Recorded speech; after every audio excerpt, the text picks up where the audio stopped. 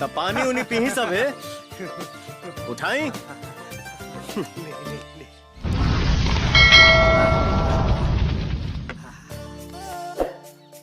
अरे ना हमरा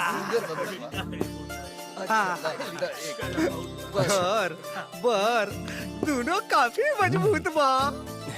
अब बेटा बस इतना बता दा कि कौने क्लास में पढ़ा तारा, भविष्य के का योजना बा। बीए ऑनर्स करत रे आ साथे साथे कंपटीशन के तैयारी में भी लागल बाणे। कौन कंपटीशन के तैयारी करत तारा बबुआ? रेलवे के, बैंक के, टीचर के। सब बतिया तो रहुआ बतावतानी, यहाँ के कुछ बोलते नहीं की। ई गूंग हमन काजी? अरे ना जी, आज ही मौन व्रत में बाणे। अच्छा ये बात है तो चिंता ना करी, अब्बा हमहू मौनवा वाली बतिया पूछ देता नहीं। लगाता ही पंडितवा एक आंख हमार फोड़े कहा था, हम दोनों फोड़ देवे का। अब एकर भावार्थ का भइल? एकर आंसर ई भइल कि रउआ एगो अंगुरी देखौनी हा कि ईश्वर एक है, लेकिन यहाँ के दूगो अंगुरी ए से देखौनी हा कि ईश्वर दो है, एगो आत्मा एगो परमात्मा।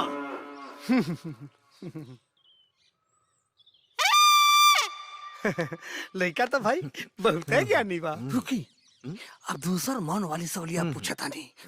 अच्छा थप्पड़ मार बे, हम दूसरा मारा। अरे चोटा, अब एकरे बारे में समझाई।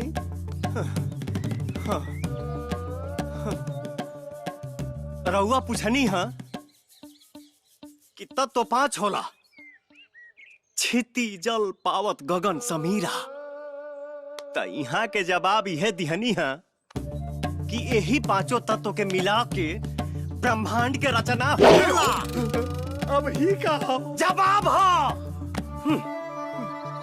अब ऐसा करता नहीं, गन्ना गन्ना मन्ना भी डाल लेता नहीं। बाप रे, वाह वाह वाह वाह वाह वाह, सब करता सो रहे गुड़ मिलेला।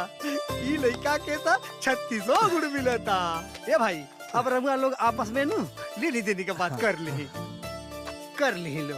अजी लेन देन के का बात करे के बा? मन होके तो बारात के खर्चा दे दी ही।